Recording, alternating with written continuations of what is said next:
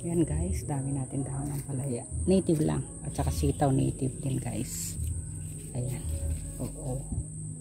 Ayan. Mga sitaw natin guys. Mamunga na. Oo. Dami bunga kaso lang kinakagat. Kaya kailangan balutin. Ayan.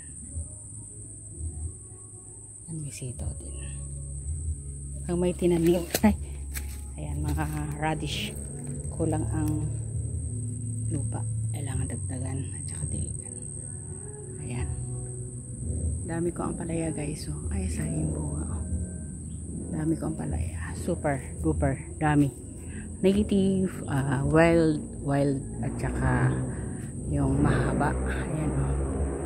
Ayan, native to, mga ganito native yan guys. Ayun, binalot ko mga dami o. Ayan, ayan yung ang palaya, organic na organic. Ayan. Ayan mga talong. Tanggalin natin to para hindi niya patayin yung, ayan, puntayin natin dito para hindi niya patayin yung mga talong. Ayan, malunggay. Sa kapitbahay to guys, kaso lang bakante, tinaman ko. Ayan, ang palaya ko hindi successful yung ano to, natawag to parang pechay, ano tawag, hindi ko ko na. Ayan o, mustasa, hindi successful. Ayan, marami rin akong patubong tinanim na yan. Papaya, ayan. Ayan o, may patola rin to guys. Ayan, super dami. Ayan, ayan, ang palaya ang dami. Dito pa, ayan, ang palaya rin yan guys. Tapos mayroon akong ube. O diba, so ang dami na namin nakuhang dahon lang dito guys, kasi hindi ko nasusubaybayan yung mga bunga. Ayan. May dragon fruit din.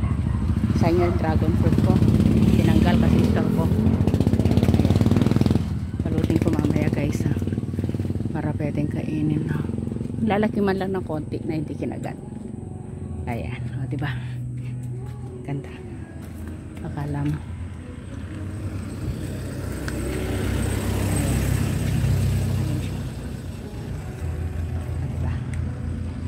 papaya. Ayan. Nilagay ko sa paso to kasi lilipat ko. Nilagay ko muna dito okra. Ayan. Ayan. Dami ko ang palaya na natanim, malunggay kan.